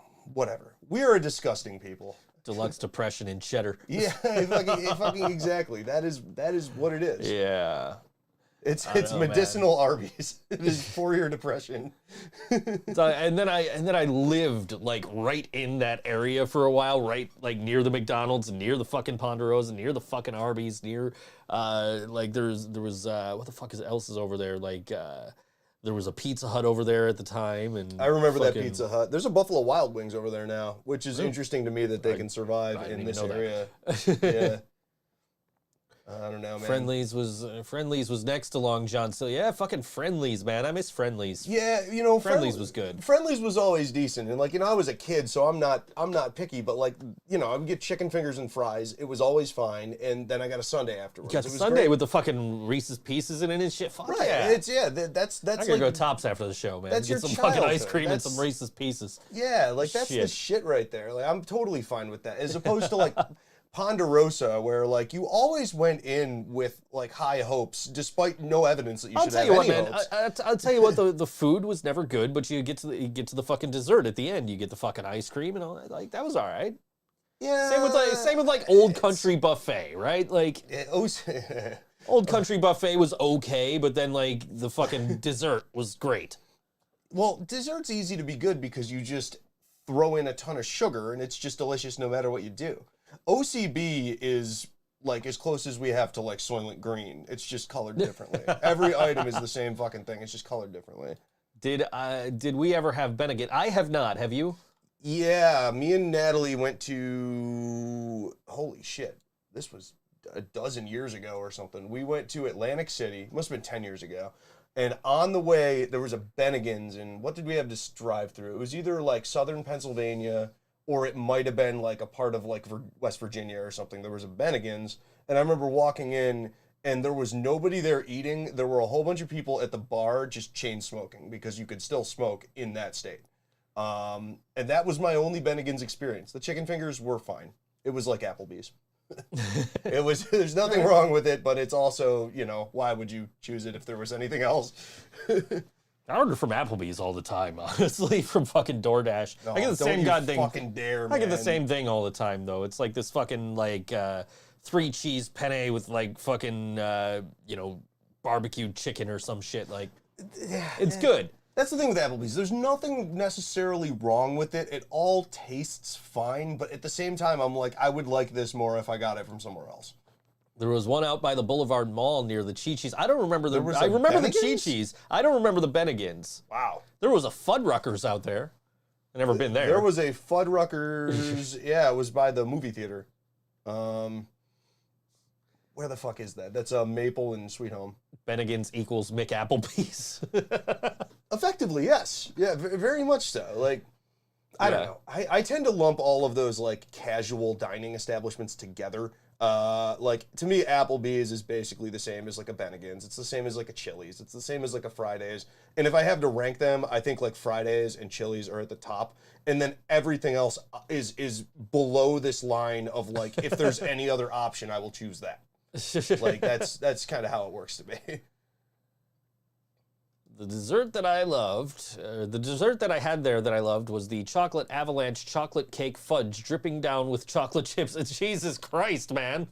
I got diabetes just reading that. Yeah, that sounds. Fuck. See, that sounds pretty fucking great. I'm fine with that. That sounds good. That sounds like a good reason to choose Bennigan's. My blood sugar just fucking spiked just reading that comment. No love for Red Robin. I've never been to a Red Robin. Plenty of love for Red Robin, but I'm not putting Red Robin in the same group as like. I know there's these one like casual steakhouses. I know there's one It's like a not burger far joint. from here, but I've never been there. So My beef with Red Robin, and again, like this has happened a couple times on this show, where it's like I have no opinion about anything. I'm like a nihilist, but when it comes to food and like a temporary fleeting experience that I can go through to feel a little bit better about the pointlessness of existence, I have huge fucking feelings about. And like fast food, shitty food, junk food, and alcohol, sign me up. I have opinions. And Red Robin, I don't put it in the same boat as like an Applebee's or a TGI Fridays because it's not a casual steakhouse or anything. Yeah, exactly. Beef with Red Robin. But but I think they're good. They're a great burger joint. They make a better burger than any other chain that I've ever had, except they got rid of the A1 peppercorn burger, and I can never forgive them. It was a fucking onion bun with like a peppercorn sauce, fried onion straws, bacon, pepper jack cheese, and then I would get it medium rare, or some pink, as they say there, and then I would add some of the Red Robin sandwich sprinkle on it, and it's fucking incredible. It's incredible. And they got rid of it, and I never want to go back. I don't give a fuck. It's sad that I have these strong opinions about that shit. No, it's all good. I understand. God, bring that thing back, and I'll be there every fucking day. Until then, I'm just gonna hang out at Gypsy Parlor and eat fucking ramen. Yeah, I don't know. I've been like, you know, I've been on DoorDash a ton just because I don't feel like fucking cooking or anything. So it's like, what do I want? And I like, what can I get that I haven't had before? And then I just buy the same shit over and over again. Yeah, yep. Hey, that sounds like me. So, which, you know, I've been doing Rock Burger a lot. Where's that? I don't even know. Like, I haven't been out of the house since it's been around. Like, I know they had a location in Niagara Falls, and they got one around here now, and I don't know where it is because I haven't been out of the damn house. But like I get it from I order from them because they've, you know, it's basically like these tiny fucking burgers, but they're stuffed with like what the fuck ever. Yeah. So it's like, you know, here's a mac and cheese stuffed fucking cheeseburger. Like, Yeah, that sounds really? great. Okay. Let me get that then. So yeah, you know, but So fucking Rock Burger, huh? I'll check Rock that Burger, out. yeah, check it out, man. I love the Royal Red Robin burger. It had a fried egg on it. People think that's weird. It's not weird. That's like a thing. That is the original hamburger. The hamburger sandwich that they were serving to sailors was a beef patty, no cheese, and then a fried egg on it. Yeah. That is the OG. And Yeah, that's nothing weird. although I am not the biggest fan of the fried egg on the burger, my girlfriend Natalie, it is her favorite fucking thing. And like, we will be in a place where like you could get lobster, or you could get a steak, or you could get a burger with an egg on it, and she's getting that every fucking time. Like, no question. It is, to some people, the ideal way to eat a burger, and I completely respect it. Yeah, I got no beef with that. Yeah. Beef. Yeah, you know, you got No pun intended. you got beef and chicken, motherfucker. That's what it is. I've been trying to eat more chicken and less beef, so Yeah. How's it going? it's going okay until I'm like, I don't fucking feel like cooking. What can I order? Then you get a Big Mac. Do I order? No, the funny thing is when I do order from McDonald's, it's fucking. Well, you were here last week. I had the fucking chicken nuggets. I like the Mickey D's chicken nugget. It's a very unique nugget. Yeah. Every other nugget is exactly the same. It's basically that pink slime with a little bit of cardboard in it and some breading. The Mickey D's nugget is like layers of like sheets of chicken that they have like sheared and then battered. It's I so literally strange. bought a bigger air fryer just so I could fit more chicken in it because I've been doing like fucking breaded chicken. And like just every now and then because I'm trying to like not do carbs, but every now and then I'm just like, you know what I fucking want? I want some fucking chicken parm. Fuck yeah. And so I'll fucking bread some chicken and I'll throw it in the fucking air fryer, and then I'll cook some pasta and throw the chicken in the fucking pasta. So but the problem is like I'm trying to throw like 3-4 fucking slices of, you know, chicken tender that's breaded into a fucking air fryer. And like that's not you know, some things you can kind of stack in an air fryer. That's not one of them. No, right, because there's so much layer between them, it basically is never gonna adhere properly. So it's like, all right, let me fucking, you know, let me get a bigger fucking air fryer so I can fit more.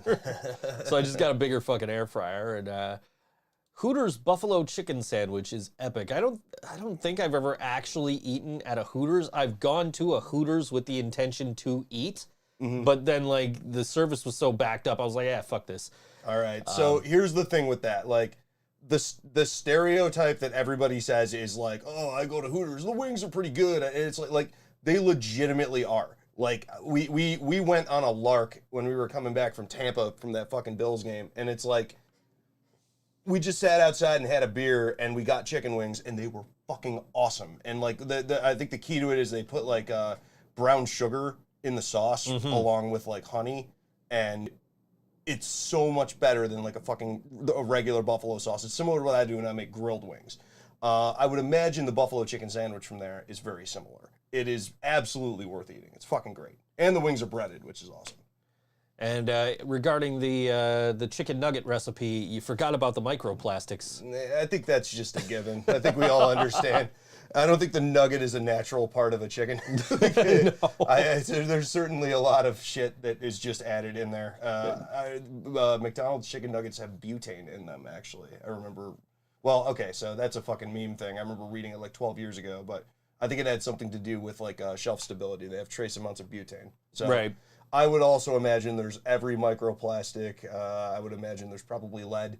You know, all of the shit you're not supposed to be ingesting, but it makes it tasty. Correct me if I'm wrong. They basically just grind up the entire fucking chicken, and that's what the McNuggets are, right? Like basically, yeah. It's like like they don't take bones out. It's just like right. It's like awful, like OFFAL, like the old preserved meat that was ground intestines and stomach and you know, awful, just shit. That's basically what a nugget is, and it's fucking great.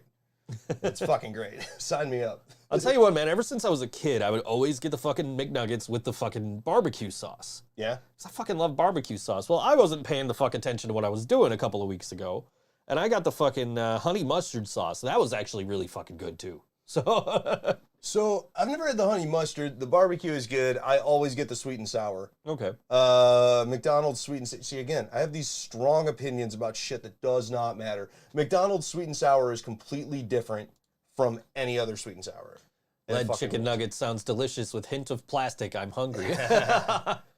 God bless America.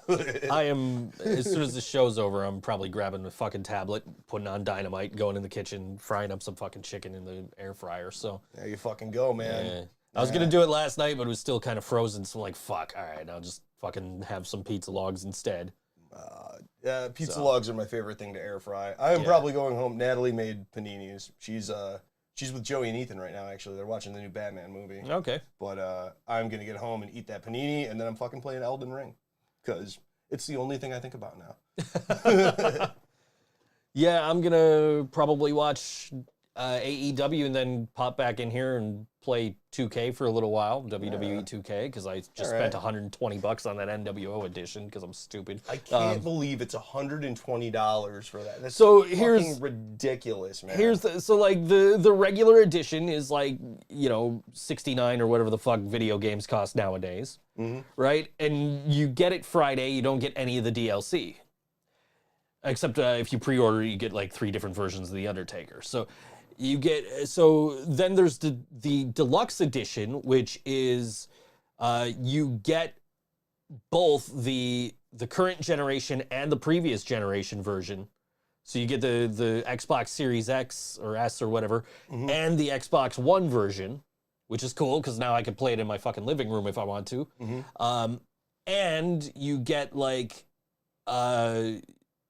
the Undertaker bonus content and a little bit of extra bonus content and 3 days early access, which is like why I was like, all right, let me fucking get this now because then I don't got to wait till Friday. But that one's $99.99, so it's like, well, fuck it, for $20 more, I could get these fucking NWO skins and all the future fucking DLC. And we were talking about DLC last night on the drive home or the drive to Lockport or whatever, about like, you know, games don't come complete anymore, except you said that Elden Ring does. Yes. So yeah. Yeah, I mean, I've just been impressed with that like I paid $60 for a game and I got a complete game. Like sure there was a minor update that was like a patch that made it run more smoothly, but like it wasn't like, oh, you need to buy more shit or here's a download code or here's a sword you can only get. No, it was like $60 and this is it. It reminded me of when I was a kid and you'd get a game and like your N64 was not fucking connected to the internet. No. It was just, that's what it was when it released. Well, we were talking about the first game that I ever had to get a patch for was a WWE game. WWE 21, WrestleMania 21 for the original Xbox. And you had to have, you know, you could send, and it was like you could send away and we'll send you the patch, or you can get on Xbox Live. And that was when I for the first time, got Xbox Live and got that patch just so I could, because apparently the game was like unplayable without it. Like, so they shipped it fucking broken. Just a broken piece of shit that you're not able to actually do anything with. Yeah, fuck that. That sucks. All right, so let's catch up on comments here. McDonald's sweet and sour is closer to teriyaki, but less salty. It was like, they were like, it's Asian enough. I think that's correct, and that's appropriate, because a McNugget is chicken enough. Wasn't the 2K20 pre-order, but you know what? I never... I didn't get 2K20 until like I got it through Humble Bundle for like $20 for the PC. And usually what I was previously doing was I would wait until like Black Friday and I would buy NHL and WWE on Black Friday because then I get both of them for the price of one. But I didn't, but 2K20 was like so fucking broken and they hadn't fixed it by Black Friday. So I was like, fuck it, I don't want it. And eventually I saw it on like Humble Bundles. So I was like, all right, if I paid $20, and it was part of a huge fucking like bundle of 2K games. So there was like the NBA game and shit like that in there too. And it was $20 and it goes to fucking charity. So it's like, yeah, you know what? For that, I'll fucking buy it. And I played through like the story mode and that was it. And yeah, there was a shit ton of glitches in that game. Even then, like that long after the fucking game had come out, it was the game was so bad there wasn't a 2K21 because it was so fucking broken in 2K20 that they took a year and a fucking half, no, 2.5 years before they released another fucking game. Because they skipped 2K21 and then 2K22 was supposed to come out in November. But the reason that they gave why they delayed it until now was because WWE kept firing everybody. And they're like, well, we got to keep taking people out of the game. Right. We can't develop it at the speed with which you are actively destroying your product. So the very first thing I did when I finally had the full game downloaded and opened up the game and went to select my character, scrolled down one by one. They're fired, they're fired, they're fired, they're fired, they're fired, they're fired. Like, they don't work here no more. They're not here no more. They're not here no more. They're like, half the fucking roster doesn't work here anymore. And that was the reason they delayed the game, was because they had to take half the fucking roster out because they didn't work there anymore. But, you know, that's, what are you going to do? So I don't know what the fuck the 2K20 bonus was. It might have been The Undertaker. I don't know. I literally played through story mode with the creator wrestler, and that was it. And I'm like, okay, that's enough of this. But let's see. Katie wants to get on Elden Ring. Don't know how keen they are on getting more PS4 games right now, though. No, fuck that. Get it. It's awesome. That was the thing with me when NHL 22 came out. Was like, okay, I can buy this on Xbox One right now. Or you can buy both the Xbox One and Xbox Series version. So if you upgrade in the next year, you'll already have the game. Right. Which kind of is, if you have the Xbox like Game Pass or the EA Play Pass, that's pretty fucking stupid because by the time you get, you know, if you don't get the console till like, you know, 8 months from then, like you could play the fucking game for free anyway, you know, for your monthly fee or whatever. But I was kind of like, if I'm gonna do this, I might as well just fucking upgrade now and just get the one game. Right. And that's exactly what I did, was I upgraded, you know, I was like, where can I find a fucking Xbox Series S right now? Because I never wanted the X, and I kind of wish I would have gotten the X, because then I could have the physical fucking drive and play some of my games that I had physical copies of for Xbox One on it. Right. But I still have my Xbox One, so I could just play those on there. Well, let me tell you, you know what? Apparently, the other thing that's very useful with them, and I certainly don't fucking need one, but if the opportunity arises, I might buy a Series S, because apparently you can set the Series X up to be like your home hub for like your house, and you can put the Series S somewhere else, and you can just pause a game, shut it down, and go pick it up in the other room, which would be extremely fucking useful for me, because we have our main TV downstairs, and Natalie really wants to watch, you know, certain shows that she's obsessed with, and I just want to fucking play Elden Ring. So if I have the ability to leave the room and do that and not occupy the TV, that's awesome. Knowing that, I might actually try and find a Series X, because I have the Series S. I finally played it on my bedroom TV, and it looks fantastic. But that would be fucking great to have the Series X like in here. And be able to play like everything, all my fucking physical games and shit too. And also just be able to be like, all right, I don't feel like sitting in here anymore. Let me go in my bedroom and play on the big TV. That would be fucking exactly. Yeah, that'd be cool. That is what is fucking awesome about it. And the X is cool, man. I don't know how the S is, but the X is faster than any Xbox I've ever had. I spend so much money because my bandmates put ideas in my head. I really do. And I've been trying to tell you that, like, and you're telling me not to spend money, but you're like, right? Oh, you know, if you get the Series X, it does this. Like, fuck. See, that's the thing. Is like I was just talking about last night about how I have guilt over spending money on anything, and I'm like, hey, go spend $500. Like, I will tell you what. I'm gonna wait and see about this Ninja Turtles game. If it's a PlayStation exclusive, I might fucking buy a PlayStation.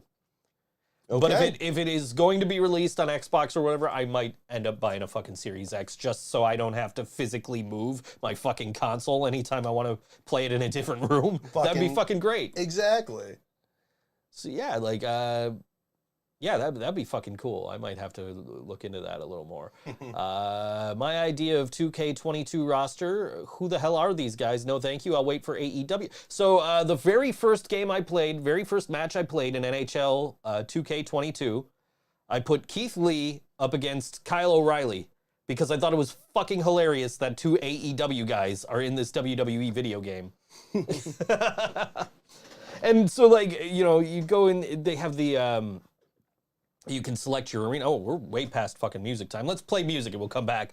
This is TVMTN, and they're playing Friday at Mohawk Place with Johnny Nobody and the Isolators, and that's at 8 p.m., and I have no other information on that. So, cool. Go there and bring cash. I have no idea what the price of admission is, but this is TVMTN, and this song's called "Come On Glory" on all WNY ThinkSoJoE show.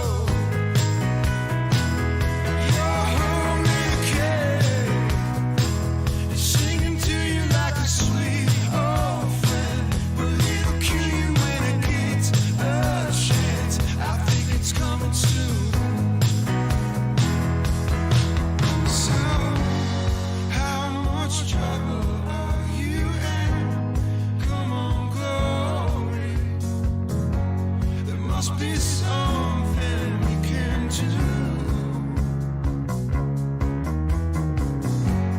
Try to trade your voice away for the right words. It never made much sense to me now, but I'm still afraid.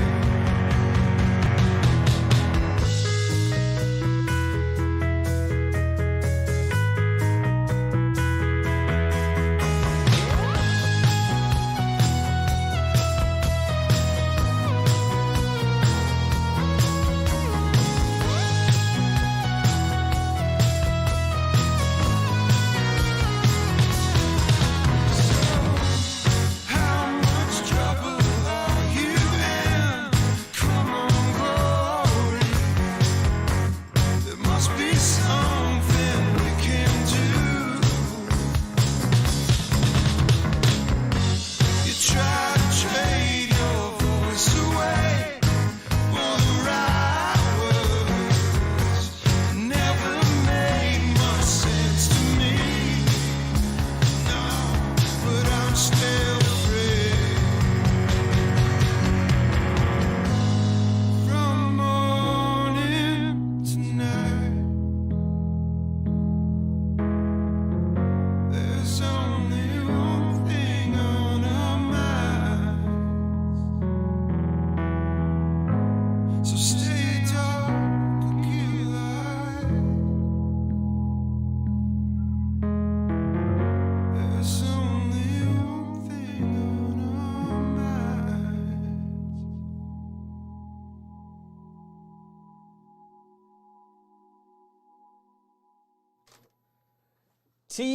TVMTN is the name of that band. I don't know if that's like TV Mountain maybe, or I don't. TV on the mountain. I don't. TVMTN is what their name is listed as, and it's "Come On Glory" was the name of the song. Catch them Friday at Mohawk with Johnny Nobody and the Isolators. We were talking briefly about WWE's new video game right before the break, and so like I get to the level select screen, and I'm like, oh, you know what I want to do? I want to fucking play in the Thunderdome.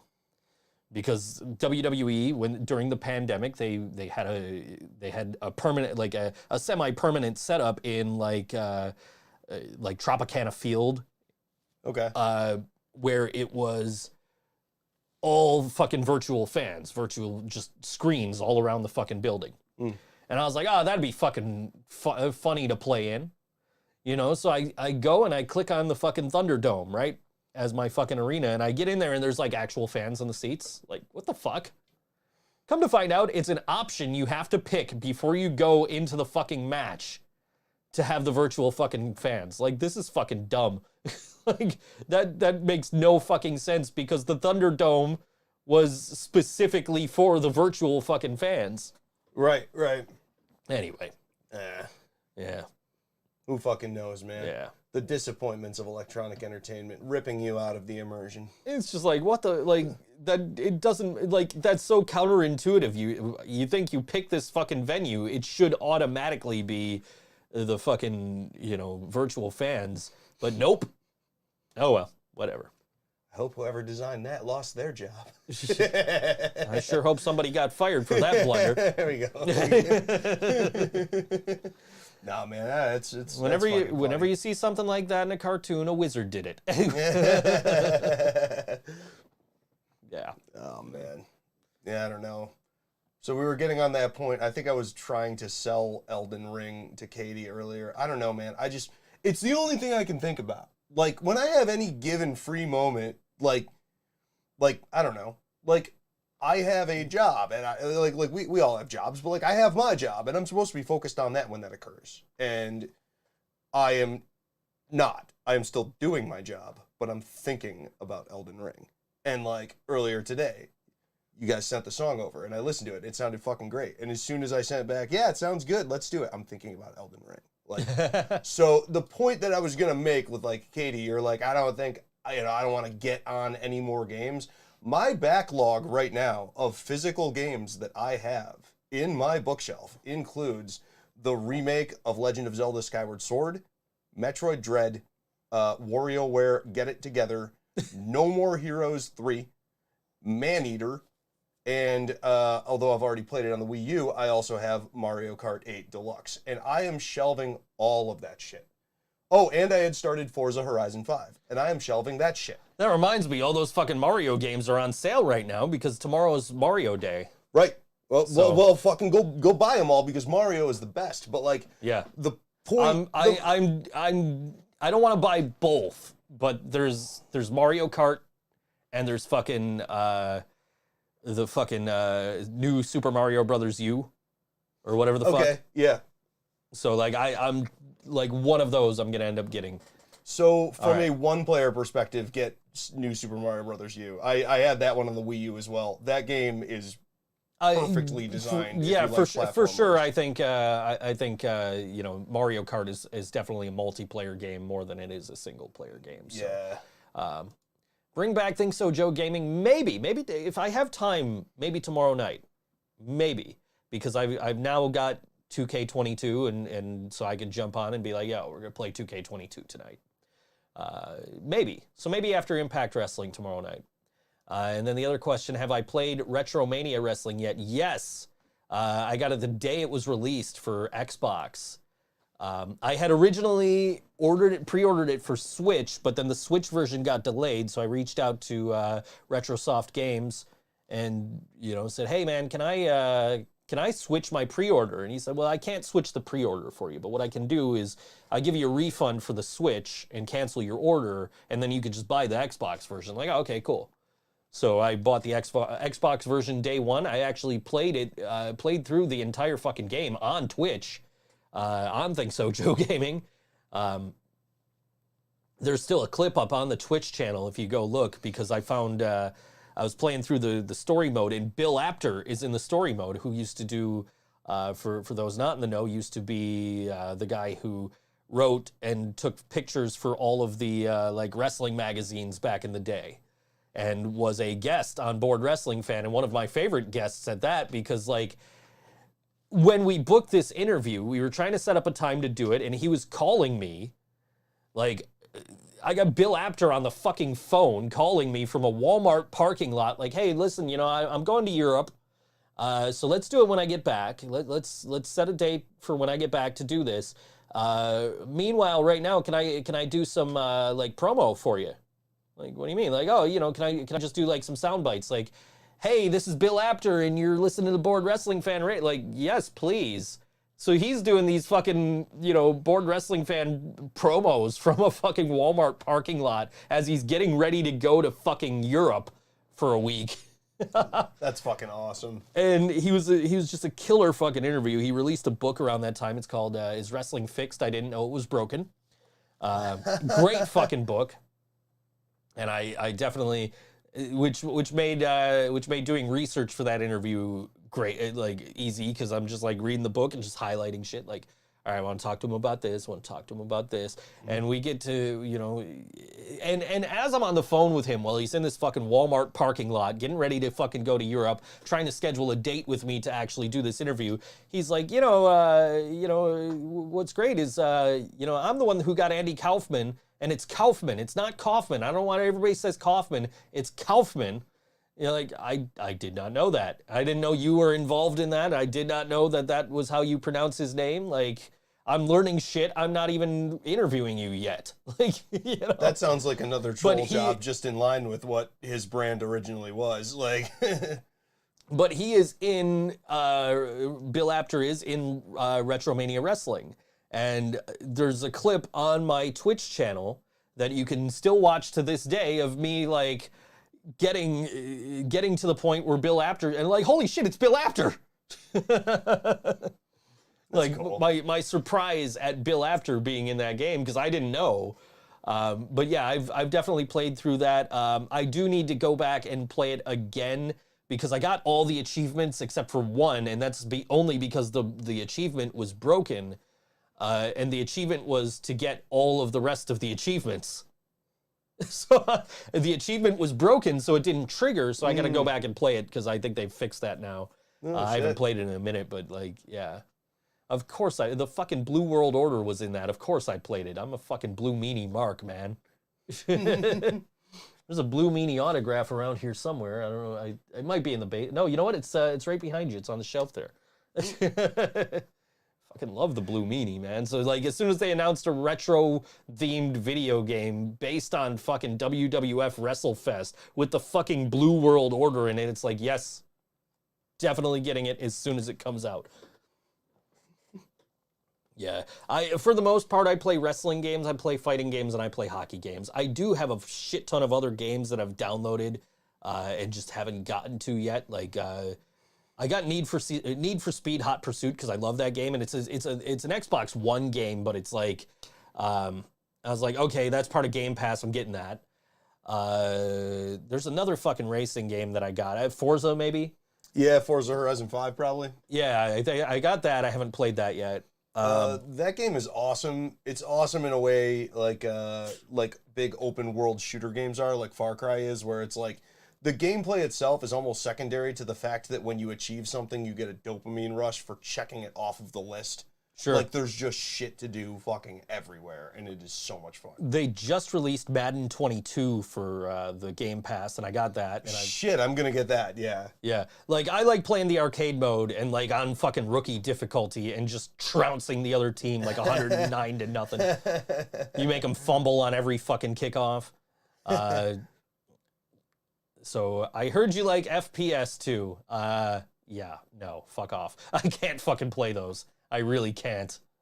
No? I cannot. Really? I get motion sickness really fucking badly from them. That adds up. Okay, I get that, yeah. It started with Doom. Fucking Doom, dude. Started with the original fucking I Doom. remember playing Doom on like old LAN computers back before the internet was a fucking thing. Well, it was a thing, but nobody had it. It was awesome before they brought. It was awesome they brought back Gran Turismo. I think I have that downloaded and I haven't played it yet. There's just a shit, like I got the expansion fucking card because like you have the Series X, which has like way more storage than the Series S does. Mm-hmm. I had to go buy the $230 fucking or $200 fucking expansion card for this. I mean, honestly, the Series X, for the size of today's games, it's 1 terabyte. And it's like, that seems like it should be a lot because for my entire life, that's been a lot. But when a game is 100 gigs, it's not a lot. And when the OS is 320 gigs, yeah, Here's the fit thing. 7.5 games on there. That's Here's not the thing. a lot. You can plug in a fucking external hard drive and get your Xbox One and Xbox 360 and original Xbox games, but your Xbox Series games are not going to play properly off of the old hard drive. You have to have them on internal storage or on the expansion card. So that's why I had to get the expansion card. I couldn't fit more than like 3 games on the fucking Series S hard drive. So it's like, all right, if I get the expansion, then I can just keep what I'm playing on there or what I want to play. So I got like the flight simulator because you were gushing over it for a little while, and I want to sit and play it sometime and like actually like get into it, but like. Yeah, I was just kind of like, nah, I don't have time for this right now. I don't have time for this, you know. Yeah, my enjoyment of Microsoft Flight Simulator, like, you'll notice it's been 3 weeks since I've fucking said anything about it. Right. I was obsessed with it for a week and a half, and then it's not a game, it's a flight simulator, and what they are able to do with the technology. Just like Goat Simulator isn't a game. Exactly, It's yes. a goat simulator. It's what it's actually like to be a goat. Right. But no, but it is... It is amazing what they were able to fucking do with the technology. And as far as a showcase of the step up from what I had been experiencing on Xbox One, which to me is already like, that's an advanced console, unlike anything we've seen in years, like what they were able to do with the flight simulator and have that algorithm that extrudes the buildings and applies detail, and you can actually see, it's like you're looking out the window of a plane at the world on a 4K TV. Yeah. It's unfucking believable. As far as the gameplay itself goes, yeah, if you're not a pilot, it's probably going to wear pretty thin pretty fucking quick. You know what I just recently found out is also included with your Ultimate Game Pass is Microsoft Solitaire Collection. on the fucking PC. What? You get the ad-free experience with your Ultimate Game Pass. Oh, wonderful. I was just sitting here just watching wrestling one night and just like, what do I want to do? I'm gonna fucking play solitaire. And I didn't realize that I wasn't getting ads until like, I think it told me like, yeah, you're enjoying an ad-free experience with your Ultimate Game Pass. Like, oh, cool. My God, you're playing solitaire. The dream of the 90s is alive in the ThinkSoJoE digital media studio. I miss the original like solitaire that would come with fucking Windows like 95 and 98 and shit like that. Yeah, but because like this one's just like, here's like 5 different games. We give you daily challenges, and it's changed just enough where it's like, it's good. They've gamified it a little too much. But though. it's not it's not as simple as it used to. Not as clean and simple as it used to be. Right. So it's like I used to like that better back in the day, but it's like, playing that cumulative draw 3 Vegas solitaire, I like that shit, man. That's Yeah. why I got a. That's why I got a C+ in Intro to Java, because instead of programming my game, I played Solitaire and Spider Solitaire the whole time. My old fucking my first hotel job, that was like, you'd sit there, there's nothing to fucking do, so we just play solitaire on the fucking computer all day. I mean, why not? And that's how I got hooked on the fucking Vegas draw 3 cumulative fucking solitaire. So saw a video of a guy who made a car off Gran Turismo, and he bought the exact car from Japan with all modifications. It was insane, gaming to the extreme. Yeah, people do that shit. Yeah. I don't know. I mean, I used to play Dirt Rally, which is like a realistic like rally driving simulator. So realistic that it's like almost impossible to win because, most gamers actually suck at driving an actual car. They need arcade controls. But like, I have seen rally drivers that basically built out their cars with screens in the windows and like force feedback, and they would play Dirt Rally and now Dirt Rally 2. And it would be that same fucking thing. Like, it's yeah.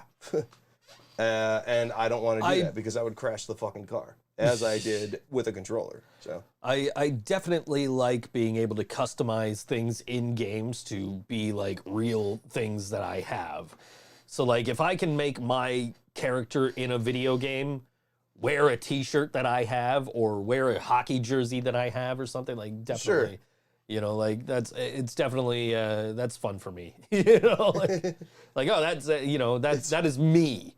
It's just like real life. Yeah. It's just like real life with me playing for the Florida Panthers and scoring 200 goals a season. Right, exactly. That's what you do when you're not at Living Brain Dead practice or here. Yeah. You're over there with Sam Reinhart, just, potting goals. Fucking. Oh, God. Eichel comes back tomorrow. I'm so sad. I'm gonna bet Eichel to score, Sabres to win. How about that? $100 Eichel to score, Sabres to win. Okay, you do that, man. I'm still not on those gambling things yet. So yeah, don't. I was up like $1,600. I'm only up like 400 now. Don't gamble. It's stupid. Yeah, customization failure game Cyberpunk 2077. Yeah. Man, I was so excited for that, and I played about 4 hours, and I couldn't do it anymore. Like, and it actually ran fine on my Xbox. I just kind of thought the game sucked. Like, I was not entertained by it. Apparently, the best version of fucking Cyberpunk was the Google Stadia version. Well, that is just, that doesn't make any fucking sense. It does when you think about it, though, because that's always going to have the latest update without having to actually sit there and wait for the update. Because it's a streaming. The thing I don't like about Stadia is I was always getting input lag. Like, just terribly. Because that's what you're going to have with a streaming game. Right. Yeah, but you are right that, like, a lot of the things that were being reported was the game was, like, clipping, or shit was popping in and out. Like, well, that was fucking clipping. But, yeah, just egregious bugs. It's not going to happen if it's fully updated. All right, so new Living Brain Dead single coming out Saturday. New merch store coming Saturday. But next Wednesday, a Wilhelm Scream is coming to Buffalo. They're playing at Mohawk Place, I think. I didn't bother to write that down. They are. And they're playing with On The Cinder and my boys in Gumshoe. And we're gonna. I don't have anything, I think, from Gumshoe quite yet. They're working on it though. So soon enough, we'll have some Gumshoe music for you. But this is On The Cinder, and this song is called It Begins on All WNY Think So Joe Show. You see them next Wednesday. Don't, if you're not listening to us, be at Mohawk Place. This is On The Cinder. It Begins on All WNY Think So Joe Show. We'll see you next week.